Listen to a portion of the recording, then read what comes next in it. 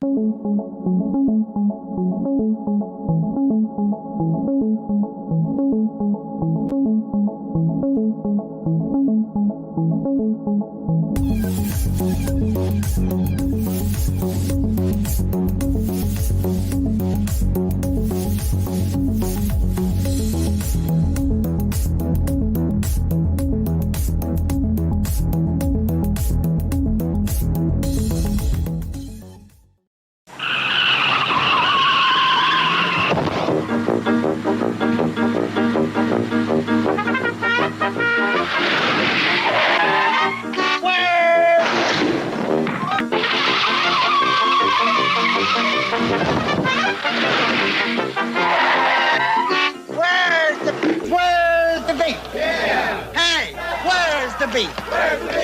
don't think they're coming back.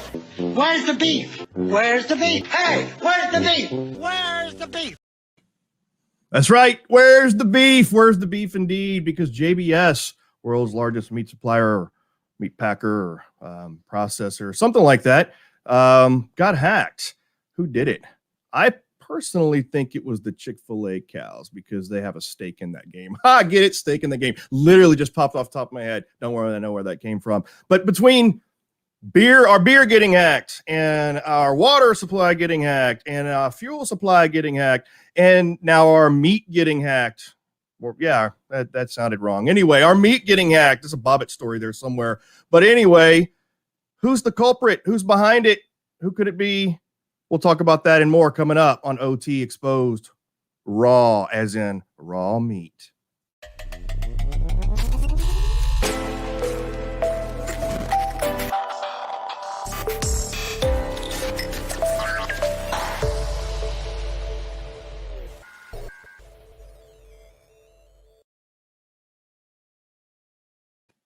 Yep, that's right. I'm still here. Didn't go anywhere. And yes, that is a Burger Time retro arcade game in the background because, ladies and gentlemen, that's where the beef is. That's the only place the beef is.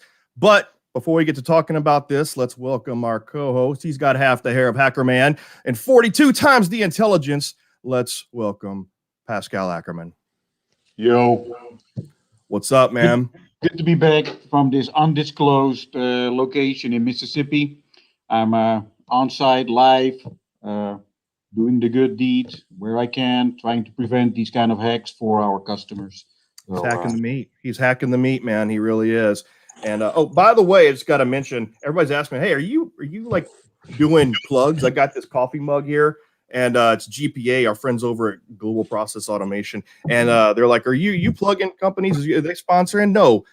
Although Scott McNeil probably does have a man crush on me, this is not sponsorship. This is just my favorite coffee mug. However, if you would like to have your coffee mug featured on the show, send me coffee mugs and I'll drink out of those too. But anyway, Pascal, so before we get our guest on here, you got any opening monologues? We got a special guest, and I like this fact that we're getting guests on the show now as opposed to just you and me because you are boring. So I've heard that before, but you're not that interesting yourself either. So no, I'm not. So that's what a guest on the show. Yeah, that's why we have to have guests. So, so let's welcome our guests. So this guy is such a Chick-fil-A advocate that I think he probably had a hand in some of this beef hacking. So anyway, let's all welcome Mr. Ken Underhill. Woo. Thanks, Clint. Thanks, Pascal. I expected fireworks. It didn't happen. I gotta say, from your location in Alaska, Pascal, it's actually it was Kentucky, borderline Georgia, but I'm still in Kentucky. Yeah, so I think Ken's coming to us live from the space station or something on the way to Mars. Well, Clint, once I realized people thought it was me and the cows from Chick-fil-A doing this hack, I figured it was time to go to Mars and make my escape. So, well. I wish you well. And it's a long journey. It's a long journey. Yeah. When do you go into stasis there? Anyway, all right. We're just wasting time here. Let's get to the real beef of the show. So let's talk about JBS a little bit, man. So JBS, this kind of show is, or today's show is, we had so much going on this week, and Pascal's out on site and out on location that I really rely on him to prepare most of the show notes. So we're light on content. I'm just kidding. So JBS, world's largest meat supplier, they did report that it was ransomware. And I guess we have to acknowledge the fact that 2 days ago, they did report that their systems are back up and running now. So looks like we're not going to have a meat shortage. I mean, Pascal still does, but we're going to have no major meat shortage. I mean, God forbid, again, God forbid this is toilet paper, right? I mean, I think that's next. I think toilet paper hacking is next. We're already short on meat and toilet paper here in Hawaii, so it's gonna be tricky. Yeah, yeah. You know, I just don't think we're gonna have a shortage of short meat jokes today. Meat shortages and meat packing. This is real. I mean, in fact, I think somebody's gonna end up bringing up a beef injection attack joke. So, but you just did. Yeah, I just did, didn't I? I did. So let's talk about it. So again, this was not Dark Side. This was another another hacking group called Revel, and they're a Russian-speaking group apparently. And so, and by the way, according to our sources where we're getting this information, so JBS apparently supplies 1/5 of the world's meat supply. So, correction, I misread that. 1/5 of the world's meat supply was apparently offline. So when this attack happened, 1/5 of the world's meat supply apparently went offline. I've never even heard of JBS before. Apparently they're headquartered in Brazil, I guess, and then it was their American based companies that got hit. And that's kind of one of the things that has me concerned, right? Because it wasn't like their Brazilian headquarters, it wasn't anywhere else, it was in America. And then we'll talk about that a little later on what I think the implications of this might be. But I mean, what are your guys' thoughts on this? This whole specifically, and yeah, Pascal. I guess Pascal, you come from a food and beverage manufacturing kind of background, so definitely interested to hear your perspective from that end. And then Ken, I mean, you're a cybersecurity expert, so I'm going to shut up now for once and let y'all talk. That would be nice for once. Maybe we should just take a minute of silence and enjoy that. But yeah, appreciate it. Yeah. But I don't know the complete details behind it, but I was aware, or I read somewhere that, again, just like in Colonial pipeline attack, they didn't actually make it all the way to the OT site. So it was more of a cautious shut down your systems before things really happened. You said the C word, didn't you? I did. So drink. I was waiting for that. You were a little slow, but you're catching up. I was ignoring you. I was checking in with our viewers. I thought it was the lag for me being here in New Mexico. But anyway, so the OT equipment didn't directly get targeted or didn't directly get affected by this attack. Yet the decision to shut down their production had still the same impact as if the OT would have been attacked. So I think that this, in the long run, this might have some consequences on how we look at the attack chain, or the cyber attack chain for the OT space. Right? We don't have to make it all the way to the OT anymore, because a lot of companies will just decide to pull the plug to be preventative and not to see the attack have any more damage. Yeah, and I think that's probably the most important part, is that you don't have to have OT targeted attacks anymore. You don't have to have attacks on the OT network. They can start in the adjacent networks like the enterprise IT, but still impact the OT. You have any thoughts there, Ken? Yeah, a few thoughts. Number one, it's a great time to be either a vegetarian or vegan, because then this doesn't even impact you. I think we have a joke sound. But anyways, the main thing here, and you guys obviously are the OT experts, in my opinion. Obviously. Well, except for Clint. But Pascal, you are at your location in Florida. But the thing to remember here, a lot of times, is it all is usually attacking the IT networks. So when we see these things in the news as the general public, or even as professionals not in the critical infrastructure space, a lot of times people get all excited and stuff like that. And a lot of these are just attacks on the IT networks. And a lot of them aren't, as you mentioned, Pascal, aren't directly coming over to the OT systems. So I think, another thought I have here is that since there's limited data that we have, because I've probably read the same things you guys have, do we know for sure? Do we know for sure that nothing's crossed over, that this was just a precautionary thing? Do we think that the C word place will tell us about Drink. what happened there? Do we think that the meat place will tell us what happened there? So, will we ever really understand the truth? The truth is out there. I will tell you that the truth is out there. I'll think it one better. Do we even know if it had to cross the boundaries, right? Because a lot of these companies still have one big giant flat network, and that means an attack on IT is directly an attack on OT, and it's all actually IT because it's one flat network. But still, yeah, there's a lot of companies doing that. On the other hand, I'd love to see us get to a point where we can say, hey, IT is being attacked, but we're still running, right? That brings in confidence. But until then, I think attacks on your IT environment, on your enterprise environment, are going to directly affect your operations.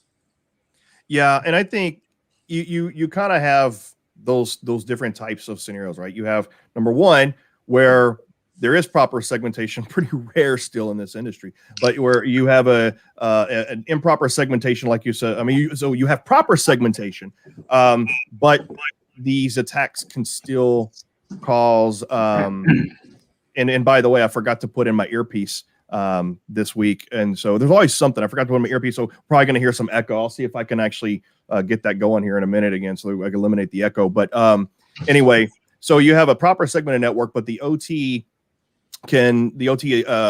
non-targeted OT attack, but attack on enterprise IT can logistically affect it. Then you have a situation to where you have flat networks to where maybe it does affect the operations environment of the process. And in this case, I still don't know. I haven't read up in the last couple of days because things have been busy and Pascal's been on site, like I said. Ken, if you don't know, you dropped the ball. But I don't know if it actually did affect OT. We just know there was a ransomware, supposedly a ransomware, and that the meat supply production, the process and the production has stopped. We don't know why. At least I don't anyway. And so maybe, I don't know if any of our audience know why, but either way, I think it's important though, is that it does not have to be a direct attack on OT for situations up, just like we saw with, Colonial. And so I preemptively did that drink right there.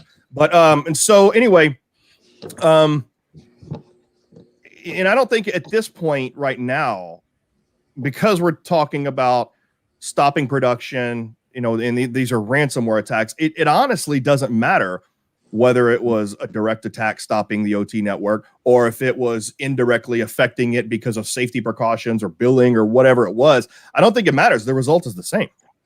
I think it was probably an opportunistic attack. If it was an attack at all, it was just an accident of somebody opening the wrong email or going to the wrong website.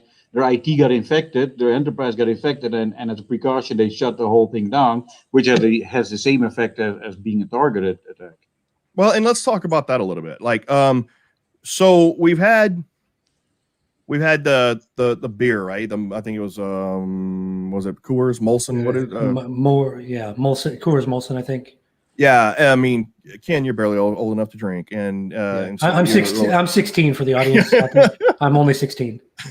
But so we had that production stop, right, and then we had the attack. A little bit different. It wasn't ransomware in the water, right? So we had the water plant attack in Florida, where you're at right now, Pascal, and yep. And so we not at the plant. I better clarify that. So I'm in the next state over. I'm in Alaska. He has firsthand knowledge. But anyway, so you had the water plant attack was not ransomware, and then of course you did have Colonial, and so once you had that, now we're looking at another processing plant. It to me, and this is all speculation, but there's been some reports on this, and I think it was just like FUD, and I'm not trying to spread FUD, fear, uncertainty, and doubt, but here on this show we like to talk about FUD, and I'm not talking about just Elmer. But, I think it's fun to talk about the speculation of shit blowing up. So ultimately, What do you think this means? Just literally in the last few months, we've had industrial process from manufacturing to water plant to fuel supply to now meat, food and beverage. Is this a dry run? It looks like separate groups, but could this be a dry run? Could it be nation state sponsored? Are they trying to disrupt social and economical stability in the United States? What do you guys think? I'll do really quick because I'm curious to hear Ken on this. But in my opinion, it's just the bad guys catching on to how easy these things are, right? I think that's more than anything else, right? Anything else being reported in the news, I think it's like you said, it's FUD at the moment. But what's your opinion, Ken? I would agree with that, and I would just also add in that a lot of times the media doesn't even cover these things. So just because it's a popular thing where there's a bigger impact, like the Colonial pipeline getting shut down, because it's a big impact like that, it's newsworthy now. Everyone's, oh my goodness, all these evil hackers. But this type of stuff is, you guys are in the game. Pascal's over in Russia right now, so you guys are in the game. This stuff happens. It just doesn't normally make the news. Yep, it's very true. Yeah, and I can go either way on that. I think for the most part, I think it is just opportunistic, and I think that the bad guys are starting to realize that there is big game hunting, what they call it, right? There's big game hunting in industry, right? But I think, if you look at this, let's see if I can find my notes here. There was somewhere in here. I can't find it right now. God, Ken's notes are terrible. Well, they're written with his notes on it. That's it.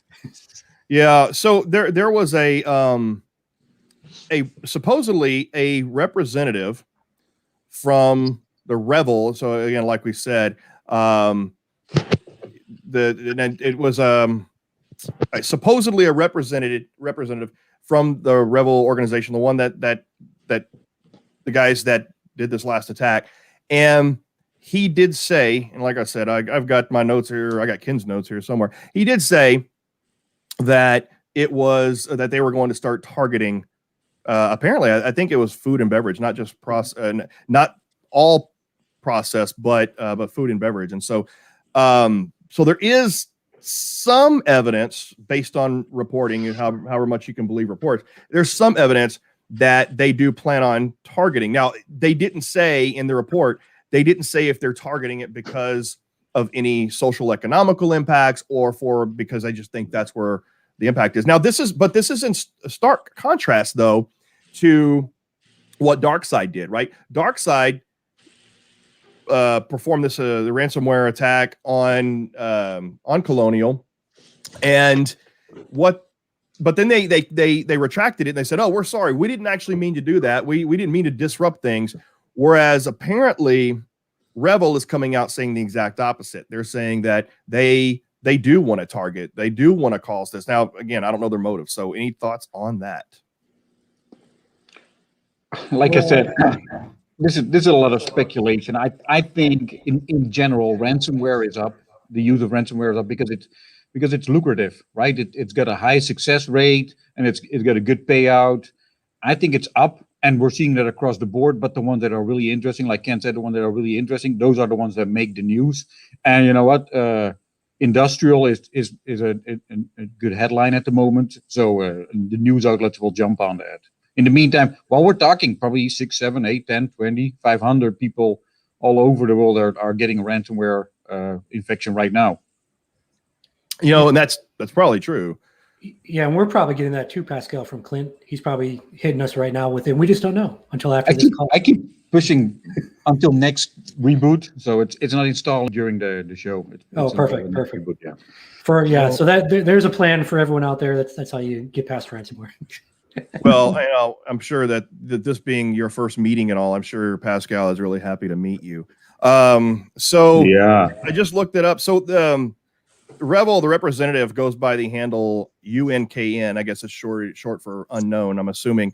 And they stated that that their main target is going to be agriculture. So my first thought is, one, vegans. Yep. Two, vegetarians as a subset of that. And Don't forget Chick-fil-A. yeah, well, yeah, probably. I think Chick-fil-A is probably going to be the main culprit of that. And we're going to get sued by Chick-fil-A, but not on Sunday. All right. So let's, I think that we've probably beat that, horse. I know it's not beef, but at McDonald's is, horse. We beat that horse to death. And, it's not really a beef joke, but it is if you're maybe at like McDonald's or some other nice. Well, yeah, didn't Taco Bell have horse meat a few years back? Oh man, I think allegedly. Yeah, and I think IKEA did too. I think IKEA got in trouble allegedly for having horse meat in their meat. I think you guys should continue because at some point we will get sued by one of those companies you're mentioning now. So just keep going. Yeah, probably. So I'm pretty sure Robert is probably online watching, freaking out, having a heart attack right now. And our legal counsel is too. But so one of the things that I wanted to talk about is not just like, we can speculate all we want. We can talk around all this all we want. But I think there's two main issues when it comes to all these attacks. When you look at the Coors attack or Molson or whatever it was, you look at the beer, that manufacturing attack, you look at the water plant in Florida attack, you look at Colonial, you look at what happened here with JBS, and it really, when it comes down to it with ransomware and how they enter, I mean, I've got more notes and more details here on some of the, how they got in with using basic techniques and everything. And I'm not even going to get into the details. We're not even trying to cover details on this show, but I think the important thing is it's all low hanging fruit, all of it. And so there's two main ways to stop, and there's two main ways to stop attacks that get in with low hanging fruit. Number one is segment your damn network, basic blocking and tackling. The other one is training. I mean, you're only as smart as your stupidest user. And that's a lot of people. And so I think, Ken, let's talk about training a little bit, because you are a cybersecurity training expert. I mean, that's your forte. That's what you do. And so let's talk about why training is not effective. Why are people still so stupid when it comes to, basic social engineering, which is how most of your ransomware attacks come in? So what's going on there with training? Yeah. So, part of it is what I call giving up.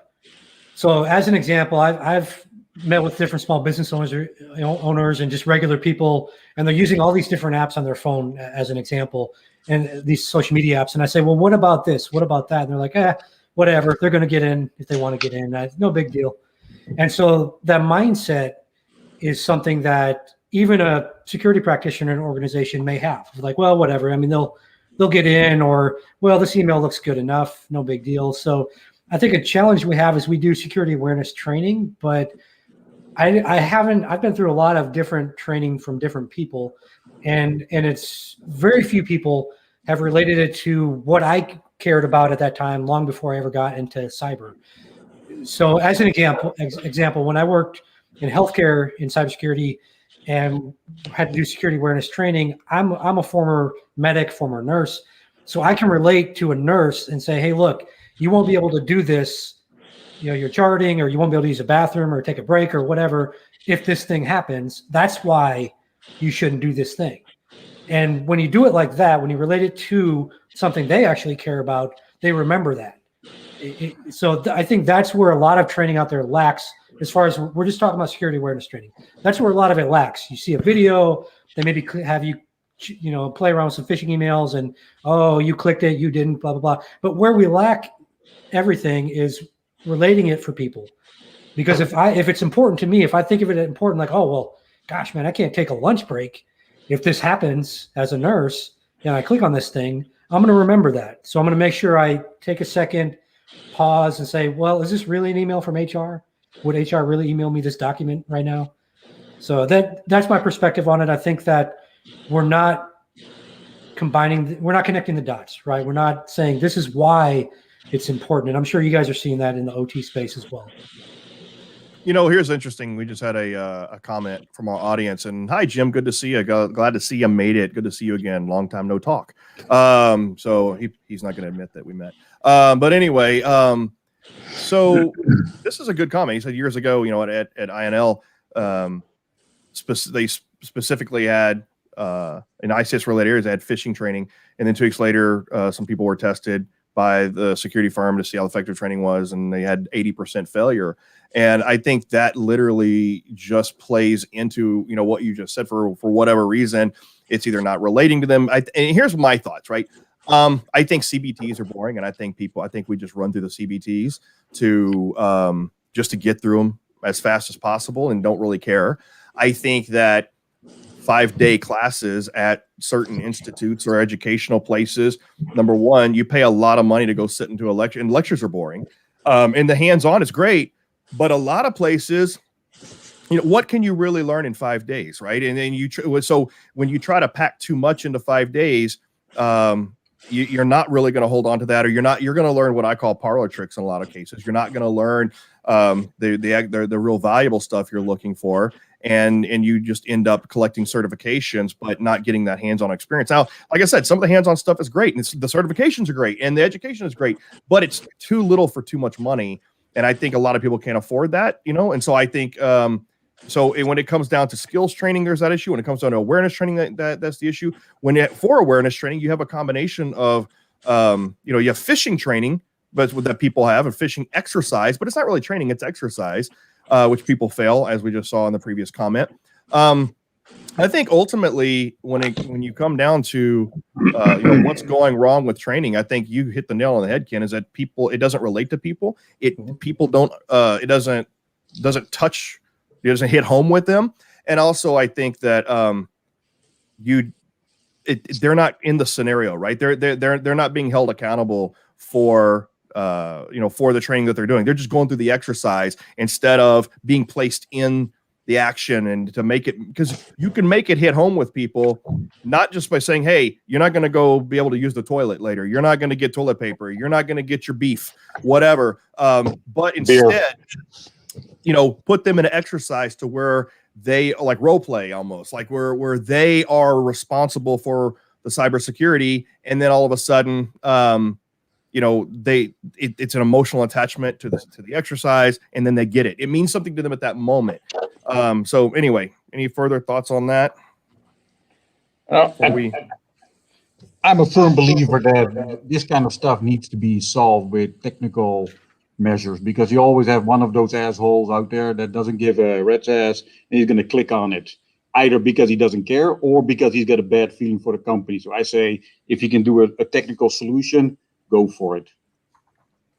Yep. I mean, and I think for the most part is people forget, and people don't care. And I don't think that, I think that for those type of people, there's going to be very little training that you can do to help the people that just don't care. Here's a thought though, with everybody working from home, if you are using your home laptop, your home network to connect to your business network, I wonder how that will reflect in people wanting to click on every link, right? Because now you're in your own home. If you click it, not only does your VPN connected network go down, but your own network and your own pictures and your own backups are going to go to hell as well. So maybe that's the solution. Everybody just work from home.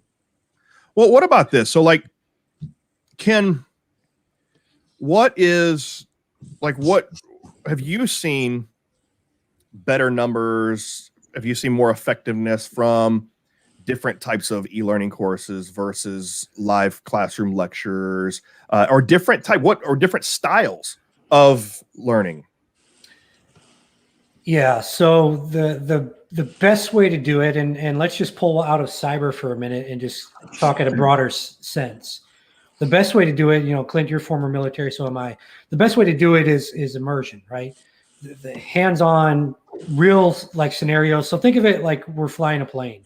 You're not going to put Ken in the cockpit. A spaceship, though. Well, I am flying a spaceship, yeah. And so before I flew my spaceship on my way to Mars, and I'll go in my little container in a minute to hibernate. But before I did that, right, I used a flight simulator. So that way I didn't have to launch rockets and go in space and mess it up and die and all that stuff. So we really need to get that simulation of real scenarios, and that builds up muscle memory. So if we go back to like my medic training in the military, we use the SimMan tools. And so, hey, the airway's gone. Oh, it's bleeding out. You know, you've got to fix this and that.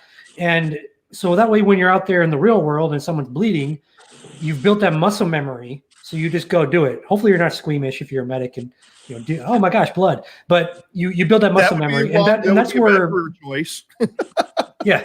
And the thing is, the vast majority of training out there misses that, right? Let's teach you how to do a cert, like you mentioned earlier. Let's get you a certification, or let's give you a little hands-on in a million different areas and not really train you in skills that you would use on the job. Let's, you know, use stuff from 1990s of scenarios and not real scenarios that are happening now. So I think we're missing the boat on multiple angles in the training out there. And that's what's really wrong is we're not making it where someone can go from your training, whoever you are out there with the training, and go on the job and actually do stuff. So, you brought up an interesting thought. What if we make this more realistic, right? Right now, if you click on an email, on a phishing email, you probably get a pop-up, or maybe not even a pop-up, but you get an email back from HR saying, hey, you clicked on it, it was bad. But if we take it a little step further, you click on that, we're installing some sort of a simulated attack on your machine. It goes down, you get ransomware there, you got to go to all of the hoops, and you got to go to HR, and you go to your boss, and you have to go to all of that to get recovered from it. Being like a controlled environment. What do you think of that? Well, how much can you control that if I was on your network, I couldn't weaponize that to use against your staff? Well, yeah. So there's a technology behind it again, but I think we can make it so that it's contained, right? You could just say, okay, you click on that link, we're going to shut down your computer, and you're going to have to go through the HR department or to your IT department or to your boss or whatever it looks like to get like a key or to get it reinstalled on the network, something like that. I think it can work. You know, I guess the question is what happens when the executive clicks that and comes and complains, and now the cyber team's getting yelled at by the system. I think if the executive clicks on that link, the IT department is going to have a nice day. So you clicked on that link, huh?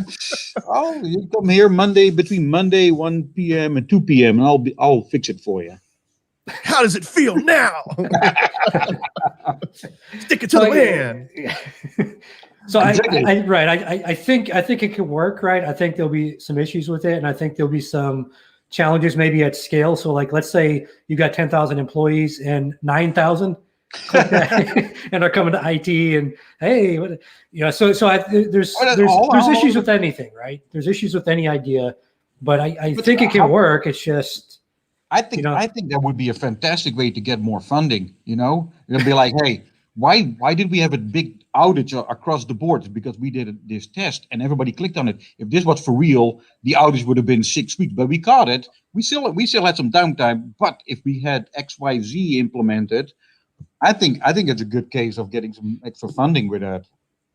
I think we should move to mice, whatever you want to call them. Your mouse, click mice. I think we should move into mouse with electric shocks and do like electric shock therapy. So mix your phishing exercises with every time you click on something, it's like, and this big thing pops up on your screen, dumbass. You know, I think that's, you know, kind of the Pavlov thing, right? Electric shock therapy. Well, what about if it malfunctions, right? Like that one car company with a T that starts with a T that had the cyber car.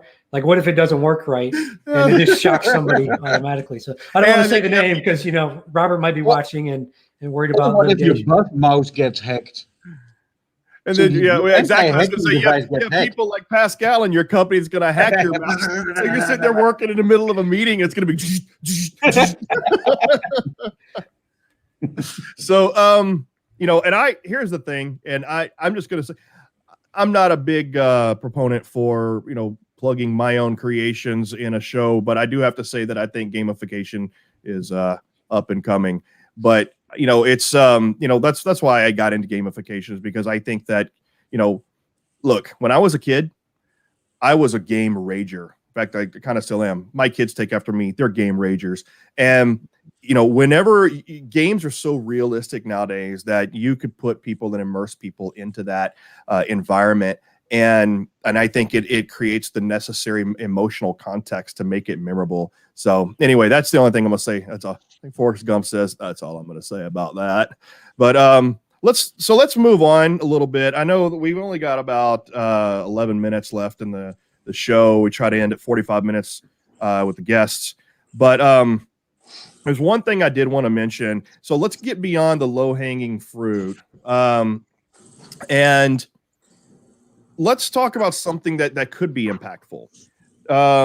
It was reported just, was it this week, earlier this week or late last week, that so Clarity did a really good job in discovering and finding a way to get a remote code execution exploit working on a Siemens PLC. And so I'll let you, if you want to, I've got some notes here and everything like that, but I'll let you talk about that first, Pascal. This was you're the one that kind of brought this to my attention. So what do you anything you want to say before I kind of get into the notes? Yeah, so I got mixed feelings about it. On one side, I'm very, very excited to see that we're finally getting our foot in the door. We're getting native code execution vulnerabilities on these PLCs, right? That's the holy grail, to get in there and maybe get some malware, get a rootkit, or maybe even ransomware to run on a PLC. But thinking about that's also very scary. Being able to have something on your network that can take down a PLC to the point that it's maybe even unrecoverable. So that's the split personality that I have behind this, and I know it's evil and it's good and all of that. But I think this is going to take a lot of awareness on a long ignored aspect of the industrial industry, and that's just it. Most of these things are not designed by security by default with the security in mind. And we've talked about that so many times, but it's going to show up once and again. Having said that, though, having a remote code execution or a memory corruption vulnerability in a PLC that gives you that allows you to bypass security controls like authentication, then I would say, so what? You can already connect to that PLC and change every value you want in there, right? So from that perspective.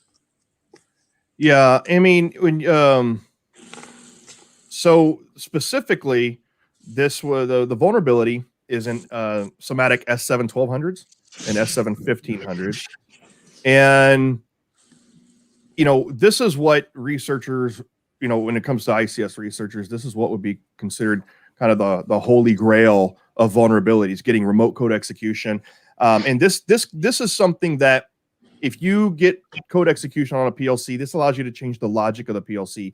And for our viewers that may not be that understand, so PLC is a programmable logic controller, and it controls it controls the automation of an industrial process, whatever that may be. Refinement or water plant or meat packing or whatever. And so let me correct you just a little bit. So the remote code execution doesn't allow, while it allows you to change the code running it, but more importantly, it allows you to manipulate the interpreter of that code. So right now with ladder logic, you turn on lights, you look at motor status and stuff like that, and you can control that. That's your ladder logic in it. But having a remote code execution gives you the chance to sit above that and interpret it. If the light comes on in the background, I'm going to ignore that. Yeah, exactly. So if you have safety coded into the logic and stuff like that, you could bypass that. You can override that. Remote code execution remote code execution actually lets you do a lot more than control logic, let's say. And so having and this is not the first time that we've seen this vulnerability, right? We've seen something similar to this in Stuxnet, right? And so we've seen something similar to that there, but that was more in the engineering software. Then we're not going to get into that, but we've started to see the beginnings of this quite a while ago, and having a vulnerability and a working exploit of this nature into the actual PLCs of the process starts to get the possibility going. Again, I'm not trying to perpetrate FUD here, but if this is getting us beyond just ransomware, and this is getting us into somebody actually being able to get onto the process. Now, that said, you still have to have network access to the PLC, which means proper network segmentation and basic blocking and tackling and other controls there are going to be paramount. But should you get access to it, it's no longer just a matter of let's see if we can hack into the engineering workstation and get access to the PLC and then manipulate just the logic. We can get direct access to the PLC and then do whatever we want with it for the most part with remote code execution. Yep. It's important to point out, though, that even with the remote code execution that they found on the Siemens PLCs, there's still a whole bunch of memory protections there that would have to be bypassed to get anything decent out of it. But again, that's probably just a question of time, right? And enough research behind it. Yeah, and so what are kind of your final thoughts on that? I mean, do you think we're running out on? We got about 5 minutes left, and I've got some few things that I wanted, some house cleaning items I want to take care of before we go. So, and I'm hearing the echo, so I really apologize if our viewers are hearing the echo. I really wanted to. I'll back up a little bit. Every time I get closer, you get the echo. Yeah, I apologize for that.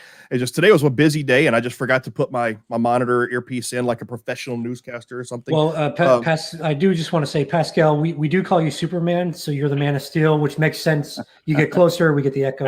Hey. I call him the Man of Steel because he sits there and doesn't do anything. But so and you pay me for it, so thank you. That's right. So what are your thoughts? Do you think we're going to see more of these remote code execution vulnerabilities now that the cat's out of the bag? Kind of, this is the proverbial stone in the pond, right? Once it's out there and it causes the ripples, it's going to create more ripples. And so, do you think we're going to see more of these? Or do you think we're going to see this evolve from just ransomware attacks to these being utilized? Again, my thought is you still have to have access to the network, so I don't know. What do you think? With servers, if you do a simple search on Shodan or Census, the amount of devices that are sitting on there that are wide open, that are ready for attack on this, I think, it's a good opportunity to have network access through those means. And I think we're going to see more of these kind of attacks and see them evolve. So on the other hand, if you have your basic segmentation, if you have your basic patch management in place, these attacks shouldn't worry you too much, right? Because first of all, if you're segmented, you give yourself the time to uncover vulnerabilities like this and to schedule downtime around patching them. Ken, any thoughts? I agree with Pascal. I think, and kind of exactly easy answer. But going back to what you said earlier, Clint, a lot of this is blocking and tackling. If we do the fundamentals, a lot of this stuff out there, whether it's on OT or healthcare systems or your average IT network, a lot of it can be mitigated in advance, or at least make it a little more challenging for these attackers. Right. No, and I agree. And I think we're going to see what happens over the coming weeks, coming months. I think we will. We'll see, and we'll talk about it here on the show and see what happens. And so, as a final note that I want to say on that, doing your due diligence and the standard stuff to prevent these things, we give the vendors the chance to catch up as well, because I know firsthand that some of the big companies, the big names out there, are already working on the next type of controllers and the next implementation, right? They're not sitting on their hands doing nothing, but they're also struggling to catch up and to come up with a solution that will work on all fronts, that protects us and it still gives us the flexibility and the openness of the industrial environment. Well, and I think also that's a good point that vendors are working on it, but it takes it's a huge effort to just uproot 30,000 devices in an infrastructure deployed across the globe to redeploy brand new hardware and then hold the entire network. So, that anyway, that's something we can talk about in the future. Definitely good conversation to end on and good conversation to move on. A couple house cleaning items I do want to say. So if any beef providers or any fast food restaurants that were offended during the course of this broadcast, we were only kidding about you using horse meat. We know you use only quality beef. So anybody that any fast food providers, we were kidding. So Also, want to point out I am wearing my Beer ISAC shirt. Not a sponsorship, but I want to shout out to all the Beer ISAC members out there.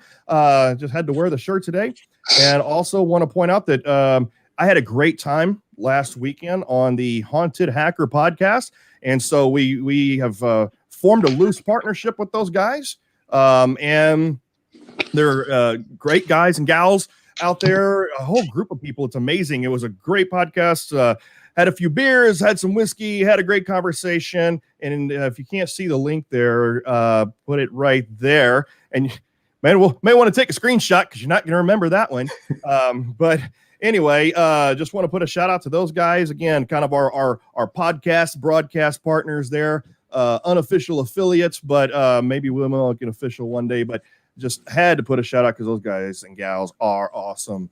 So that being said, we are at the end of our time, and look at me, I'm looking selfish, taking up all of the time there. So thank you to our guest, Ken Underhill, and as always, Pascal Ackerman for being on the show. It was nice to meet you, Ken. Anyway, actually, I met Ken a long time ago at a Houston security conference, but anyway, look forward to the next broadcast. Look forward to seeing you and talking to you again, Ken, soon. Pascal, don't really look forward to too much, but I know I have to. So on that note, everybody, we will catch you next time. Goodbye. Bye.